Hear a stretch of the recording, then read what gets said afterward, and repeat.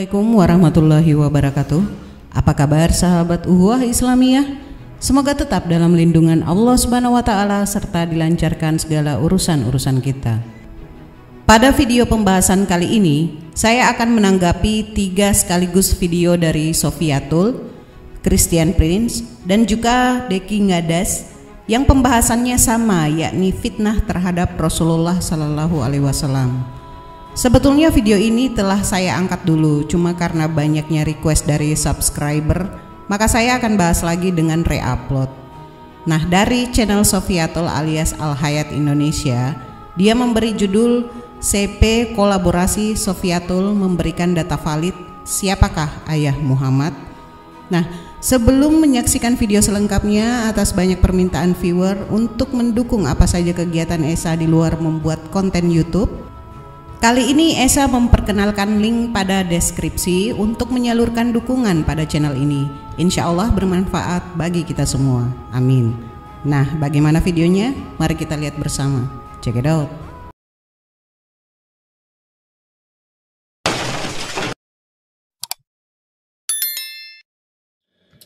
So if the Muslims, their books is stupid, I mean, why they are calling us liars? I mean, Muslims are weird. They write something and then they get angry from them writing those things. Let us show you some reference. Biography of Hamza ibn Abdul Muttalib. All right. So to make it short for you, here we go. Those 2 Muslim books agreeing that Hamza ibn Abdul Muttalib, he was the son of the grandfather of Muhammad, which means that will make him his uncle according to this story. So here we will see that Muhammad father, who you Muslims you claim he is his father, and his father, which means the grandfather of Muhammad, they have double marriage in the same day. I think the story is very simple to understand. Both of them, the father and his son, they get married in one day. All right? All right, that's wonderful. So when they get married in the same day, and Muhammad, in different books it says he stayed with the mother of Muhammad 3. Some they say, most of Muslims they say it was 3 months. Some they say it was 3 days, and then he have to go in a trade or a business. So the maximum was 3 months. And supposedly he made her pregnant during that time. He slept with her.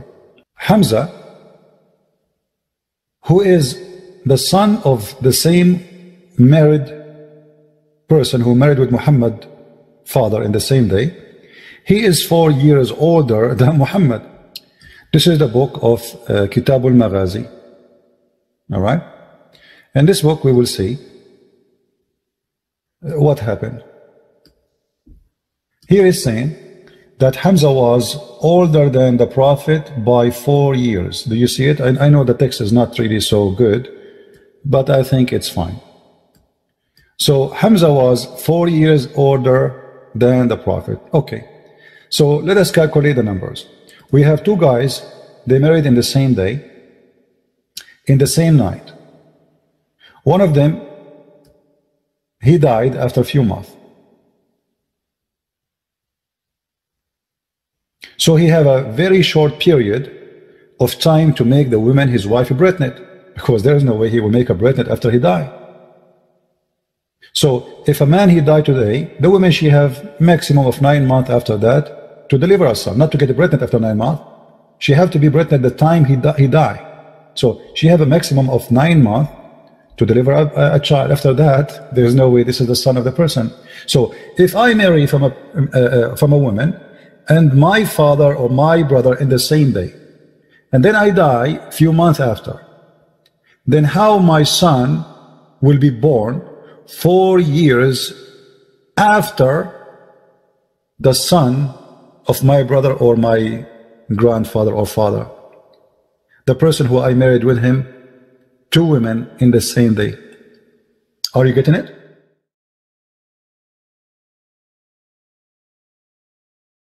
Apologetika Islam selama 14 abad lamanya lebih bersifat ofensif, serangan terhadap agama-agama lain ketimbang defensif. Saya akan membaca sumber-sumber Islam mengenai siapa ayah Muhammad yang sebenarnya. Muhammad adalah putra Abdullah bin Abdul Muthalib. Ini yang dipercaya oleh Muslim seluruh dunia. Ibunya bernama Aminah dan dia lahir pada tahun 570 Masehi. Nah, mari kita perhatikan fakta-fakta di sekitar kelahiran Muhammad. Abdullah, ayah Muhammad, menikahi Aminah, ibunya, dan Abdul Muthalib, kakeknya, menikahi Hala pada hari yang sama. Aminah melahirkan Muhammad, Hala melahirkan Hamzah, pamannya Muhammad. Ini dicatat di dalam Ibn Sa'ad, Book of the Major Classes, Al-Tabakat Al-Kubra. Nah, tidak lama setelah pernikahan itu, Aminah hamil dan ayahnya Muhammad harus meninggalkan Aminah untuk sebuah perjalanan bisnis, dan ayahnya Muhammad tidak pernah kembali lagi karena dia meninggal di dalam perjalanan bisnis itu. Nah, ini dicatat juga di dalam Ibn Sa'ad maupun di dalam Ibn Ishaq, yaitu bahwa Muhammad masih di dalam kandungan ibunya ketika ayahnya meninggal, dan itu terjadi tidak lama setelah pernikahan itu dilangsungkan. Nah, dengan fakta-fakta ini kita hanya bisa menyimpulkan dua kemungkinan historis.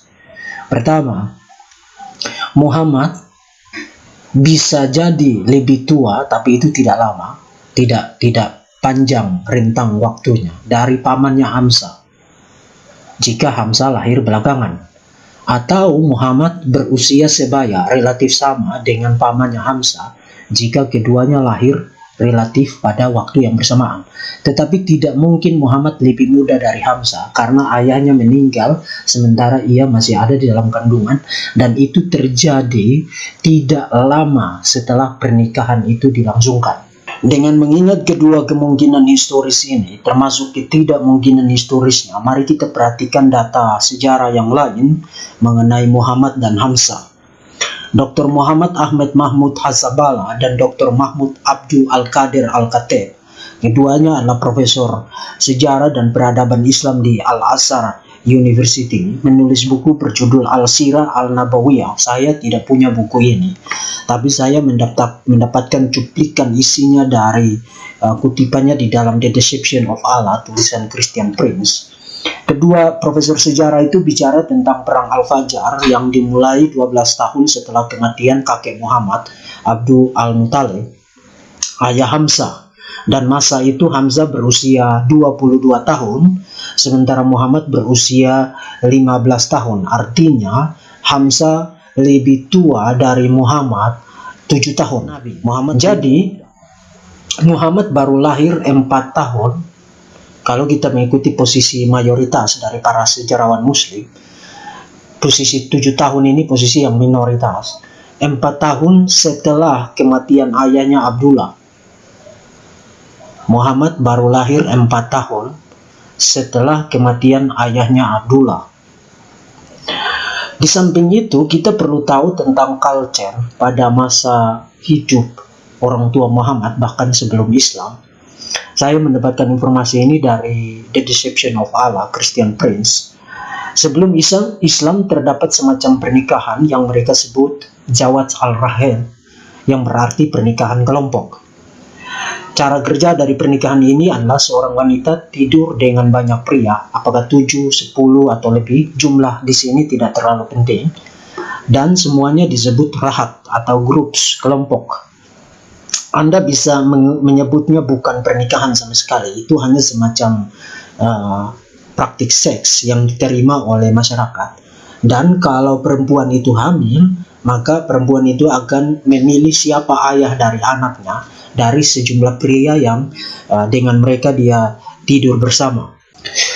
Sekarang saatnya kita bertanya kepada Muslim, siapa ayah Muhammad yang sebenarnya? Tidak mungkin adalah Abdullah yang sudah meninggal 4 tahun atau bahkan 7 tahun sebelum Muhammad lahir. Jadi siapa sebenarnya ayah Muhammad? Yang kedua, dengan mengingat culture Jawad al-Rahid itu, mungkinkah Muhammad lahir sebagai hasil praktik Jawad al-Rahid pada masa itu? Nah,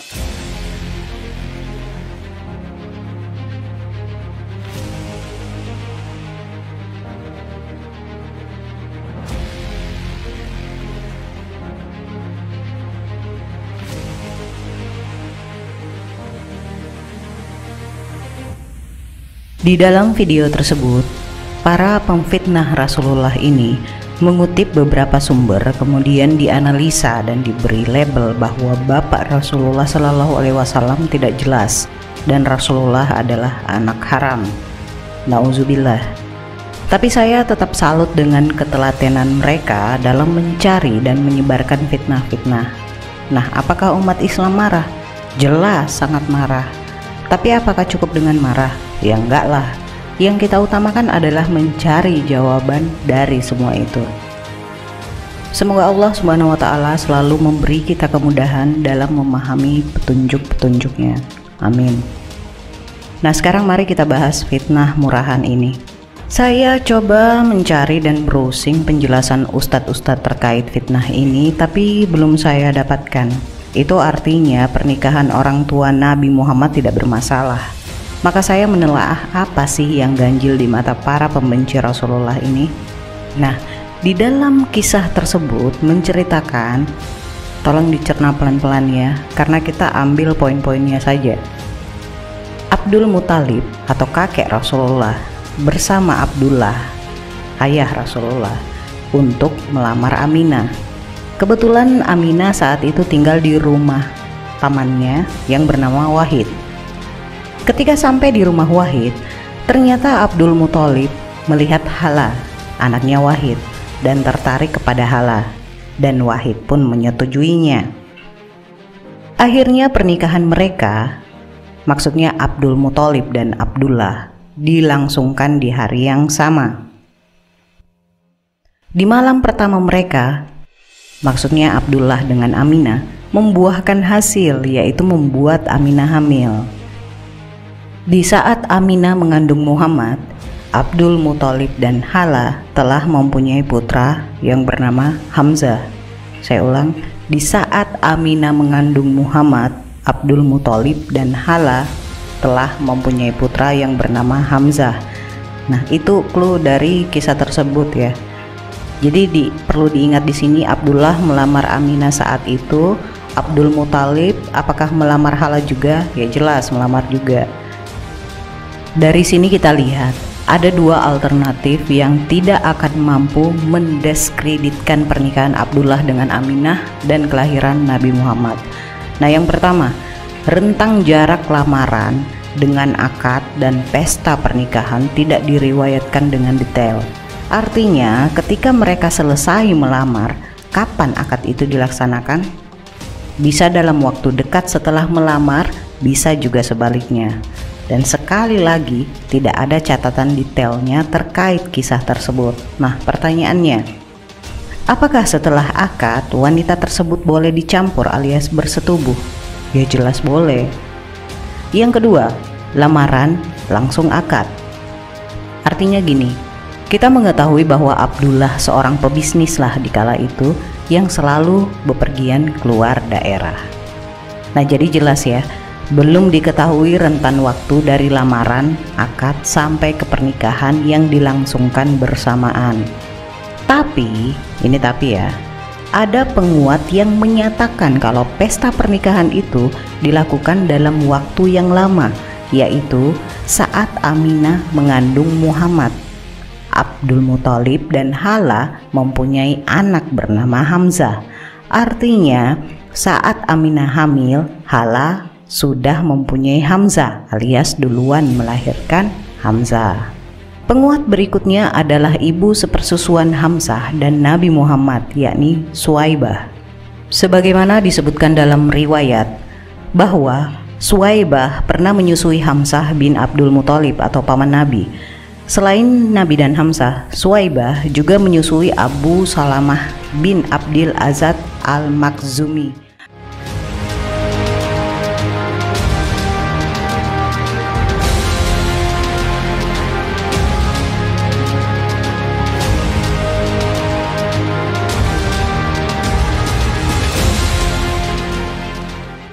Oleh karena itu, Nabi, Hamzah, dan Abu Salamah adalah saudara sepersusuan karena sama-sama disusui oleh Suwaibah. Ibnu Abbas berkata, Nabi Shallallahu Alaihi Wasallam, "Kenapa engkau tidak menikah dengan putrinya Hamzah?" Maka Rasulullah mengatakan, "Dia adalah putri dari saudaraku sepersusuan." Hadis riwayat Al-Bukhari dan Muslim.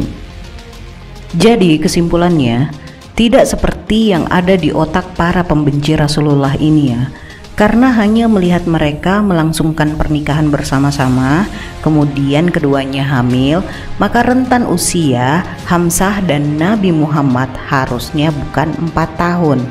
Lagi-lagi karena mereka menelan mentah-mentah dan tidak paham. Nah, terkait video dari Verbum Veritatis alias Pak Deki mengenai referensi yang dia ambil dari Christian Prince alias CP mengenai praktek Zawaj al-Harith, tentang praktek pernikahan zaman saat itu, saya katakan tidak membuktikan apa-apa. Apa Pak Deki bisa membuktikan bahwa Abdullah dan Abdul Muthalib di saat itu melakukan praktek pernikahan al-Rahid dengan data yang valid? Saya tunggu tanggapannya ya Pak Deki. Oke, saya bahas sedikit soal ini. Di zaman jahiliyah, sebelum dikukuhkan syariat Islam, khususnya masalah pernikahan, ada 4 bentuk pernikahan di zaman tersebut, sebagaimana yang dikatakan dalam hadis yang berbunyi, sesungguhnya pernikahan pada zaman jahiliyah ada 4 bentuk. Satu bentuk diantaranya adalah pernikahan seperti orang-orang sekarang. Hadis riwayat Al-Bukhari. Saya ulang, satu bentuk diantaranya adalah pernikahan seperti orang-orang sekarang. Apa saja itu? Nah, yang pertama, pernikahan al-wiladah. Dalam pernikahan ini, seorang laki-laki atau seorang pemuda datang kepada orang tua sang gadis untuk melamarnya. Kemudian, ia menikahinya disertai dengan maharnya. Ini merupakan pernikahan yang dibenarkan karena bertujuan untuk mendapatkan keturunan, dan pernikahan ini pula yang pernah disebutkan Rasulullah Shallallahu Alaihi Wasallam dalam salah satu hadisnya. Aku dilahirkan dari sebuah pernikahan yang dibenarkan, bukan dari perzinahan. Karena memang Allah senantiasa mengantarkan bakal nabinya dari tulang rusuk yang cerdas kepada rahim yang bersih. Nah, ini lengkapnya bisa dilihat di Al-Mawardi Al-Hawi Al-Kabir jilid 9 halaman 6 ya. Yang kedua, pernikahan al-istibda. Dalam pernikahan ini, seorang suami meminta istrinya pergi kepada laki-laki terpandang dan meminta dicampurinya. Setelah itu, si suami menjauhinya dan tidak menyentuhnya lagi hingga terlihat hamil oleh laki-laki tersebut. Hal itu dilakukan semata karena menginginkan keturunan yang bagus dan luhur. Ketiga, pernikahan al-rat. Nah, ini yang dimaksud Pak Deki atas kutipan referensi CP ya. Dalam pernikahan ini, sekelompok laki-laki kurang dari 10 orang bersama-sama menikahi satu orang perempuan dan mencampurinya. Setelah hamil dan melahirkan, si perempuan mengirim utusan kepada mereka. Tak ada satupun di antara mereka yang menolak datang dan berkumpul. Di hadapan mereka, si perempuan mengatakan, "Kalian tahu apa yang terjadi di antara kalian denganku? Kini aku telah melahirkan, dan ini adalah anakmu, hai Fulan," sambil menyebut namanya. Si perempuan menasabkan anaknya kepada seorang laki-laki, dan laki-laki itu tidak bisa menolaknya. Nah, sedangkan yang keempat adalah pernikahan al-rayah.